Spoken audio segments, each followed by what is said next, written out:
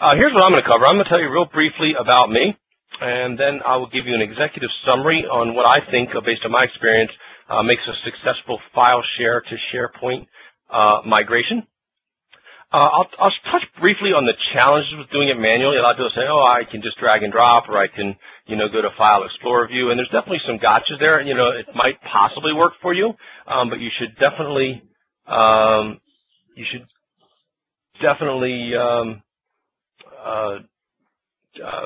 know what they are. Sorry, I was reading the chat window there. Okay, so and then we'll obviously spend the bulk of the time on the control point file loader demonstration. And then certainly we will leave time for Q&A and wrap up. So moving right along. So I'm Mark McGovern. I'm product manager here at Axceler. I'm from the great state of Maryland. And blah, blah, blah, blah, blah. The only thing you really need to know about the slide is that, and that's my email address, obviously. So, you think of a question next week after the presentation, reach out to me. I'm absolutely will respond to you. Not a problem at all. So definitely reach back, and I'll either put you in touch with the right people at Gig Werks, or I'll go ahead and answer it myself. So I'm also on LinkedIn, and of course Twitter. DocPointMark is where you can reach me as well. So my background, I used to manage a SharePoint consulting firm, and we did a lot of paper migrations to SharePoint. And what would inevitably happen would be that clients would come back and say, well, you guys did a great job. We're very happy.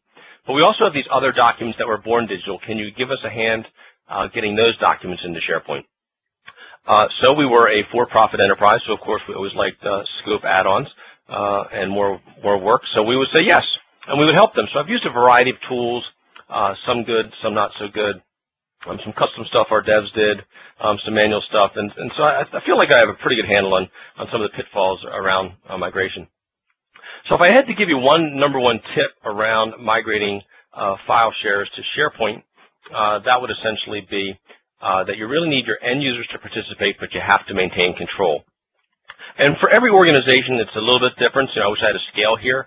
It's a little bit, some will give more power to their administrators and less to their end users. Others might have a lot of highly trusted end users who really know their content. But at the end of the day, it's about the knowledge of that content. You as an administrator or as a consultant, you're not going to know some of the metadata that you want to trap around those documents. So you're not going to know whether this document is related to Project X or Project Y, or whether this particular spreadsheet is being managed by Project Manager Richard or Project Manager Gail. So you really need those end users to participate. It really comes down to at what level, and that's where our tool is really unique. We give you various ways the end user can participate, from a very light touch to a very heavy touch.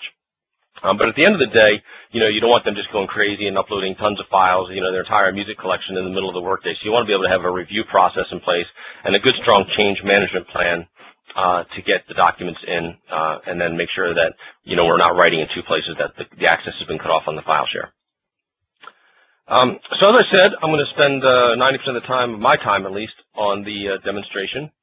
So I'm going to go ahead and get out of here and dive right into a physical server here.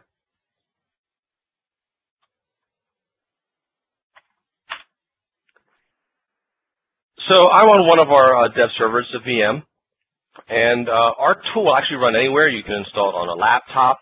If you're a consultant, take it client to client. You can install it on a workstation. You can install it on your end user stations. But in this particular example, I've just installed it on a server because of my demo server. I've got a lot of things set up in here. So before I show you the tool, which is sitting here in the background, let me show you this. I'll give you a quick work around our site here. So I actually browse up a level.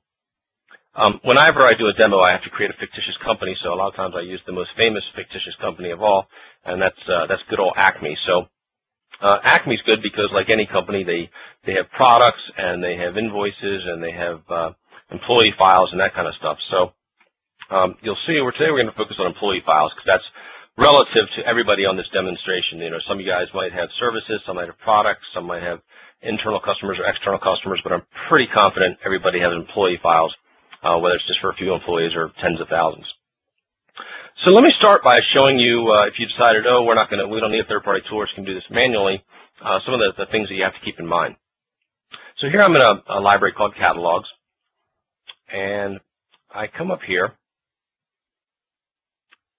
and the one great thing, this is a SharePoint 2010 server. I do say upload multiple documents. And we get the nice drag files and folders here in 2010, which is fantastic. I love it. And you'll see this very cleverly named folder on my desktop up here in the upper left called Manual Uploads.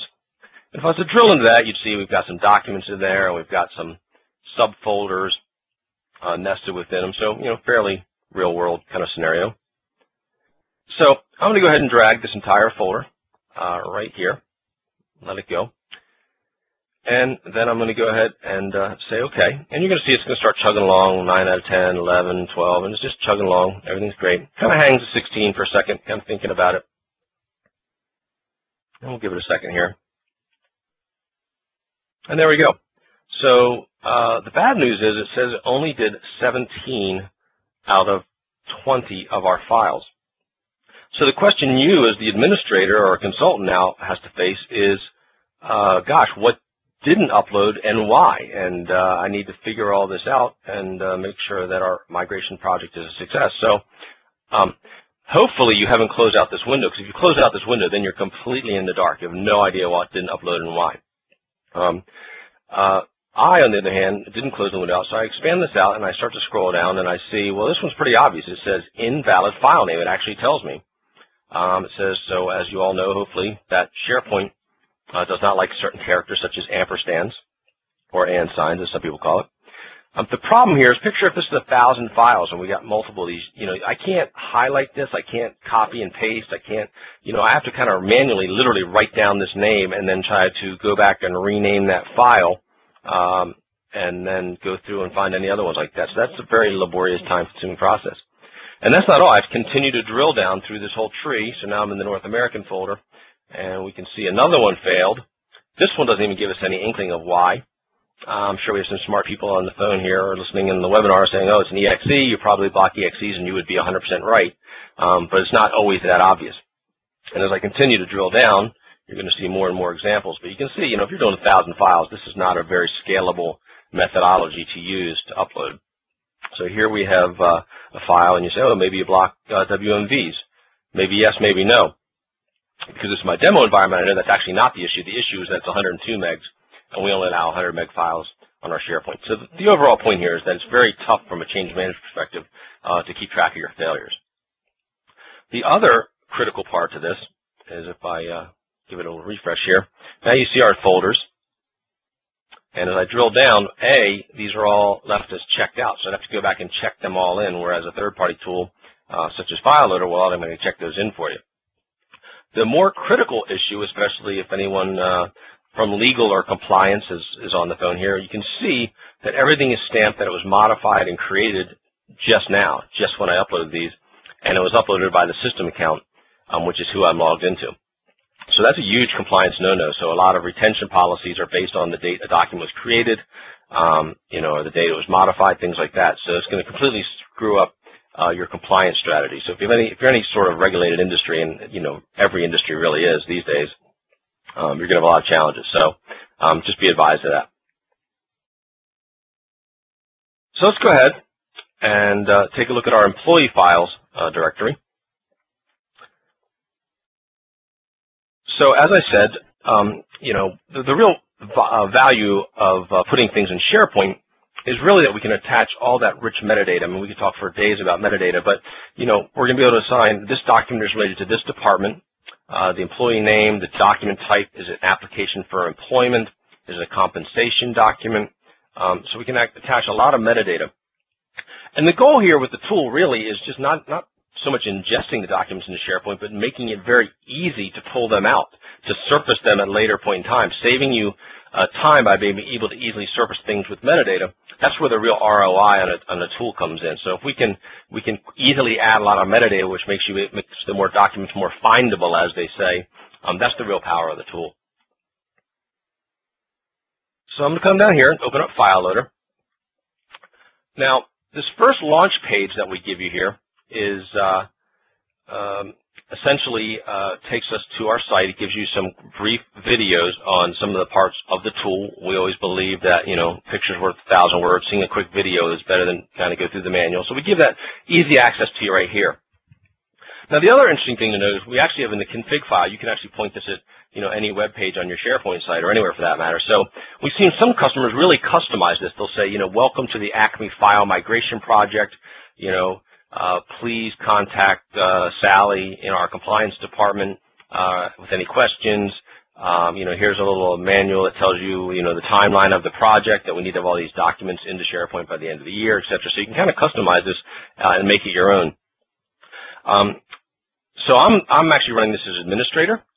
You could actually skin this down and give this to end users where they would have the ability, they wouldn't quite get all the functionality here. They would have the ability to just say, hey, I want these files, and here's where I want to put them in SharePoint, and here's the metadata I want to add, but they actually would not be allowed to upload them. So for those who are multitasking, let me say that again because it's a pretty critical part of our tool for enterprises. The end user piece of this tool, it looks just like this, but we just don't give them quite all the functionality. They would be able to pick the documents they want, where they want to put them, add metadata, which will create a control file. And that control file can then be sent to the administrator to review to make sure that it meets your document management policies. Maybe you don't allow Excel files or something in SharePoint. That's a bad example, but maybe you don't allow images, things like that. Maybe it has to go by legal for review, things like that. But more importantly, as far as I'm concerned, it also gives the administrator a great chance for good change management off hours, and then know exactly when it's run so they can have access to the files, on the source. So in this example, I'm going to come up here and I'm going to say upload files. And like I said, as an administrator, I can load files using a control file, which is something that someone has already created, or I could start from scratch. So I'm going to start from scratch here and actually create a control file. So I come down here to the lower right-hand corner, and I select Next. And I can just use the default content type. So the default content, document content type has those columns that we're all familiar with, created, created by, created date, modified date. But again, to get the real value of the tool, you're going to want to attach some more metadata to these documents on the way in. So I'm going to go ahead and say select content type. And we get a simple browse window of our SharePoint environment.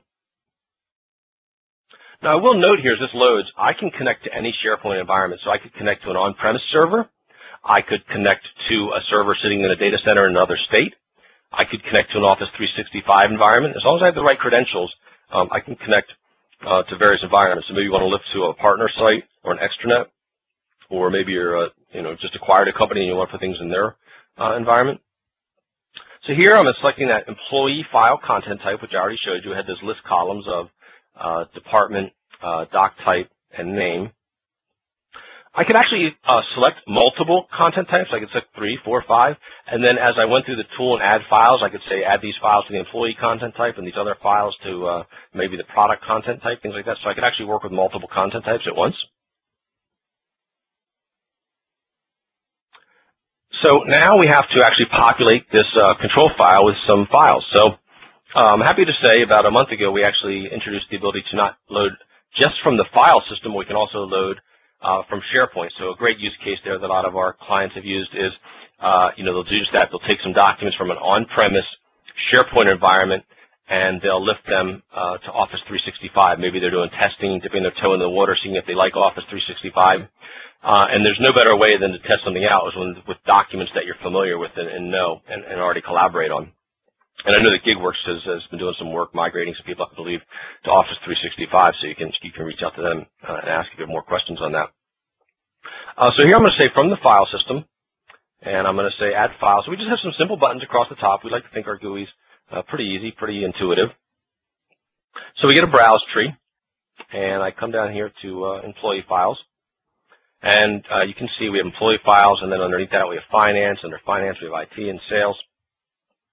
We do give you the ability, because you're working with lots and lots of files, to right-click and say, I want to select all immediate children, or children and parent, or all children recursively, etc. Recursively just means it's going to go through the tree and grab everything. So I go ahead and select that. And we get a little warning, so this could take a long time. So if you had a super large folder structure deeply nested, it might take a few minutes to kind of populate. But there you can see it's expanded everything out. So under finance, it picked Granny and compensation folders, etc. So this is really simple but really powerful, and again, this kind of real-world migration experience. So we give you some filters. So maybe you've got 15 years of documents out there in that old file share. I've seen that time and time again. So maybe as a business you decide, well, if it hasn't been modified or, after a certain date, we're going to go ahead and leave it on the file share. So you can say if it's modified after or if it's created after or in between dates, things like that. Another use case for this that I think is, again, you keep hearing me, the mantra of change management, is you might want to say, you know what, we're going to bring in this weekend, we're going to bring in all documents created between January 1st of 2012 and December 31st, 2012. And that way when you walk in on Monday morning, you can cut off access to those files, and then you can go through and do some user checks to make sure everything's there and appropriate. And then the following weekend, you might want to come back and grab 2011, 2009. So a lot of functionality with that date filter. Size, so we can also say, you know what, if it's less than 100 megabytes, we're going to bring it into SharePoint. If it's, those big multimedia files that marketing created, we're going to probably leave them out there, unless we have some RBS going, something like that.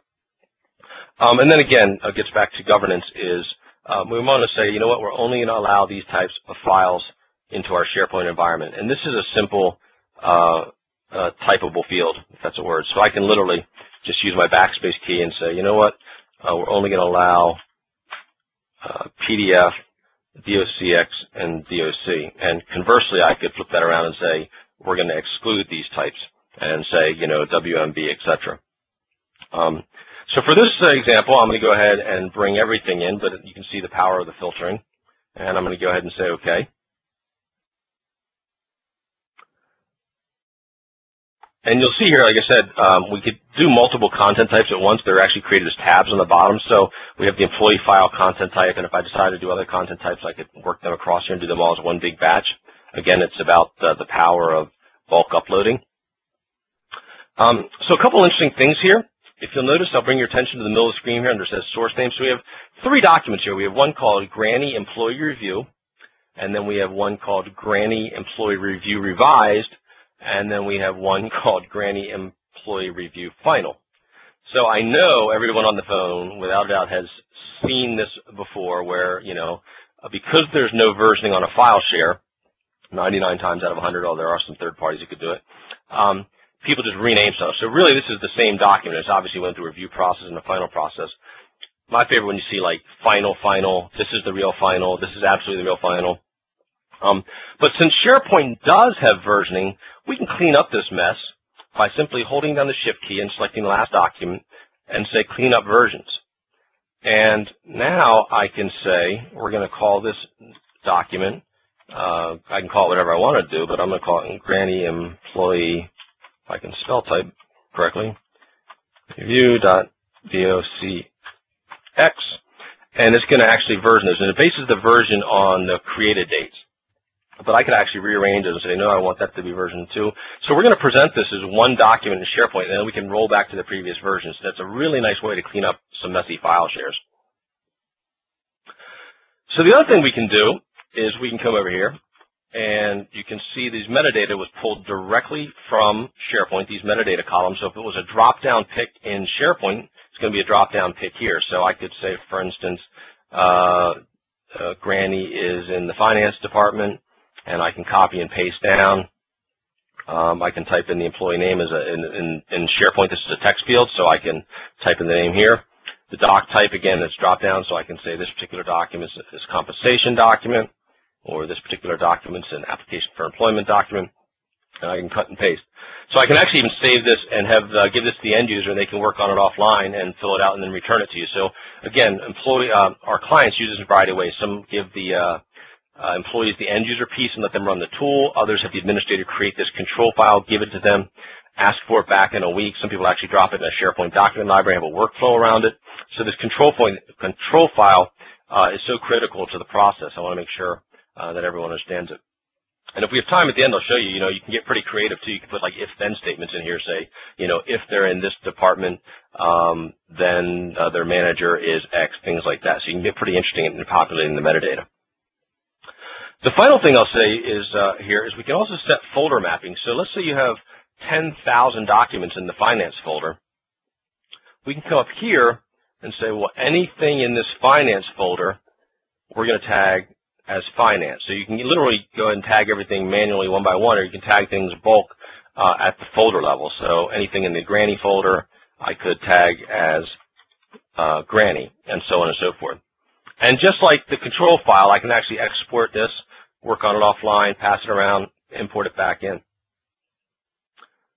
So I know I go pretty quickly. I get accused of that all the time, but I want to make sure we cover most of the highlights of the tool and whet your appetite for everything you can do. So what I'm going to do now, I'm actually going to go ahead and start from scratch again. And this time, instead of saying load files, I'm going to say load files using control file, and I'm going to grab one that I pre-filled out to save time, where all of that rich metadata is already filled in. And again, that's going to give us a great advantage when we're trying to surface data later. So you can see if I was to scroll to the right here, we've got a lot of good stuff going on over here. So the last thing I can do is I'll say select the content type and destination. And notice this check mark here. We can replicate the source folder hierarchy. So we actually leave everything in folders, or we can strip it out and use the metadata in place of the folders, which is what I'm going to do in this example here. And then I can either use this button to browse out to the library, or the tool's smart enough to know where I was recently. So I'm going to go ahead and say we're going to Barcelona, Acme employee files, employee file content type, but I'm not going to replicate the folder structure. I say OK. And again, the tool, while it's kind of elegant in its simplicity. So if I get to the next screen, the very last screen, we have some simple choices, but very powerful choices. So the first one is, what if you have duplicate file names? So for instance, maybe you've pulled out of 2 different folders. In each folder, you have a file named budget. Well, they might be completely different. So we can either, or they might be similar if they maybe in the same folder. So we can create versions of the same file. So we'd say budget. We get to the next file called budget. We would just make that another version of the original file budget. Gets a little complicated. Or we can make them as distinct. We can append budget underscore 1, budget underscore 2, etc. Or we can, if we find in the duplicate, we'll just replace the original. So again, hate to go over this really quickly, but and I know this is a good area where a lot of times if I'm doing demos, we'll get a lot of questions, but I just want to kind of highlight it really quickly. Implicit and explicit is a big wordy way of saying the following. If I decided to import an entire file structure, so we have North America, Mid-Atlantic, Maryland, Carroll County, you have this folder structure, and we've decided to bring the entire folder structure in. If one of those folders had no information in it, had not a single file, implicit says we're not even going to create the folder. Implicit says we're going to create a folder for everything, no matter what, and explicit says only create the folder if there's information in it. So there's use cases for both of those. So as I showed you at the beginning, we did the manual. We basically bonked out when we hit an ampersand. So here, I can basically check this off and say, hey, automatically fix any illegal characters with an underscore, and I could change this underscore to any legal character. We do have some organizations that want to turn that off and say, no, we want to get the list of what is incorrect, and we'll actually have people rename those manually. So we give you that option. And I'll actually turn that off so we throw an error to show an error looks like and how we can correct that. We also have only update metadata. So the use case here is, let's say I uploaded all these files, I uploaded 5,000 files today, and everything was tagged as Project Manager Mark. And, a week later, everyone's collaborating, they're doing workflows, they're creating versions, everyone's happy. And someone comes back to me and says, I meant to tag all those project managers Mike, not Mark. So I can run this spreadsheet back through. I can change the metadata and then just only update the metadata and quickly update the metadata on thousands of documents. Now, I've been on demos where I have somebody who's pretty sharp and they say, well, I can go to data sheet view or spreadsheet view in SharePoint and do that as well, which is a good to know. But what a lot of people don't realize is if you use managed metadata, which we fully support, managed metadata in SharePoint does not, in data view, is read only. So the only way that you can really update managed metadata in bulk is with our tool. I'm not sure if any of our competitors' tools do this, but our tool will definitely allow you to update managed metadata. And then finally, we can actually add a historical source to version comments, and that'll basically say, and we have to turn that on as an option up here, it'll basically say in the version comments, hey, this came from Acme File Server 01 Detroit. So it gives you some sort of context of where it came from. And, it's interesting because that if it does give you that context, once the SharePoint server does its crawl, then you can even search on it. Maybe you just like search on Detroit because you know it came from the Detroit server and it like points in the right direction if you're not sure if it ended up. Again, I know I'm going really quickly here. That's kind of my style, but I want to make sure we cover everything and leave time for Joe and some Q&A. So I'm going to go ahead and say next. So we can schedule this. As I mentioned, that's a change management mantra I keep going through. We can save this as a batch and then cobble together multiple batches as well and then schedule them all together. But I'm going to say finish. We get this warning, control point file loader makes bold changes, blah, blah, blah. Strongly recommend that you make a backup. I've been working on this tool for 3 years now. I've never seen it cause any problems, but obviously it's always a good idea, and I guess our lawyers must have written this. So I'm going to go ahead and say yes. It's going to chug along. And what did I do wrong on my demo? I practiced this earlier and something broke.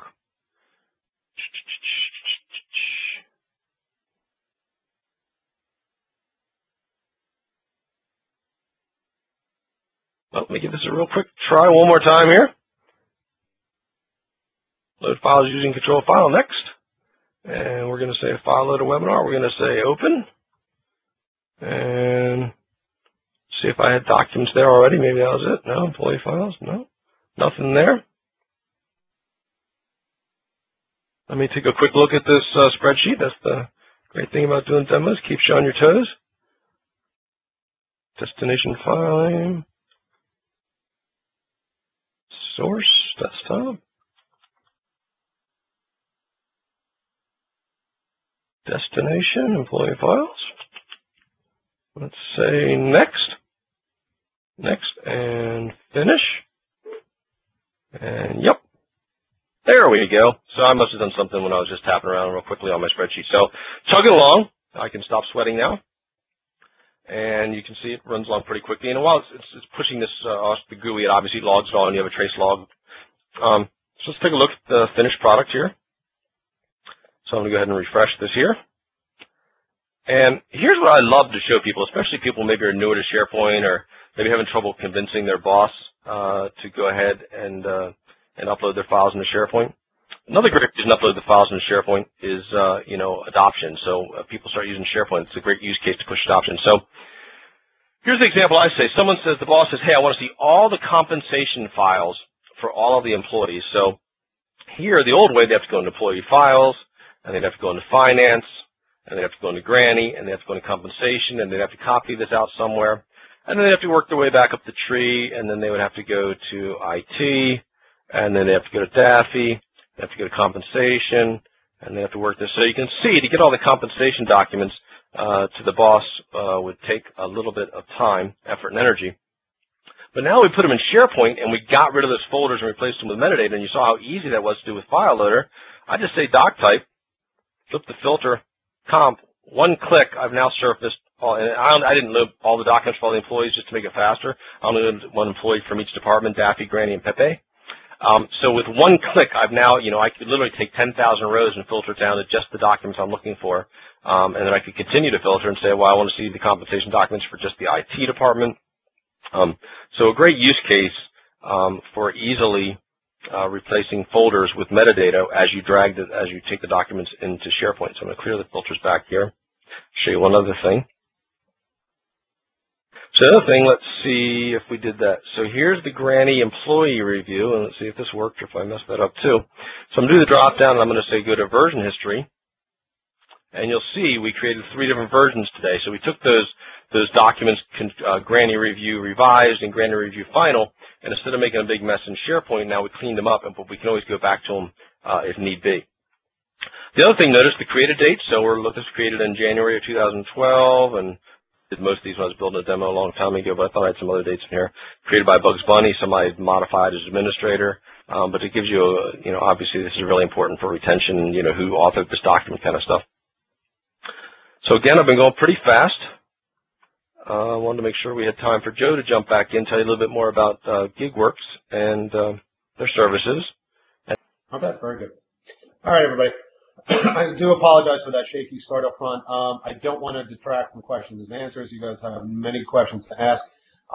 Just a quick value add. I'll even take back the screen very quickly, if that's okay with folks. We're a Gold partner. We've been doing SharePoint now for 7 years. We take extreme pride in the different ISV partners that we have that we work with. And as such, just give me 2 seconds here. I'm going to share my slideshow from the beginning, and I'm not going to take that much time. I do promise you that. Just got to get back to the live meeting thing. Share your program.